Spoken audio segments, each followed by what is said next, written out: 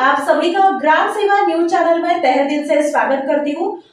सोलापूर महानगरपालिकेच्या सार्वत्रिक निवडणुकीनंतरच्या महापालिका कामकाजाच्या पहिल्याच सभेत महापौर विनायक कोंडल यांनी तब्बल 52 विषयांना मंजुरी दिली।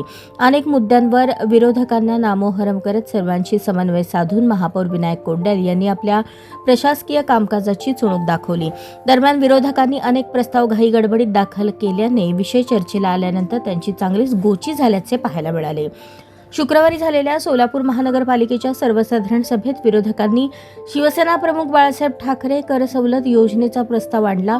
हा विषय चर्चेला येताच परंतु सत्ताधारी भारतीय जनता पार्टीच्या नगरसेवकांनी ही योजना भाजप सत्तेत असताना 2019 पासूनच लागू असल्याचे निदर्शनास आणून दिले।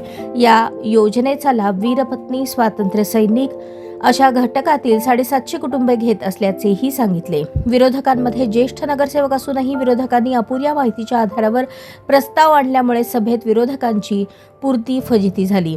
कर थकबाकीदारांनी 31 मार्च पूर्वी कर भरले असताना सोलापूर महानगरपालिकेकडून शास्ती फी आणि 50% सवलत जाहीर करण्यात आली होती, परंतु अधिकाधिक कर वसुली व्हावी आणि महापालिकेचे उत्पन्न वाढावे याकरता सत्ताधारी भाजप सदस्यांनी ही शास्ती फी 100% माफ करावी असा प्रस्ताव सभेत सादर केला। यावर महापौर कोंडल यांनी सकारात्मक निर्णय घेत 100% शास्ती फी माफी देण्याचा निर्णय घेतला।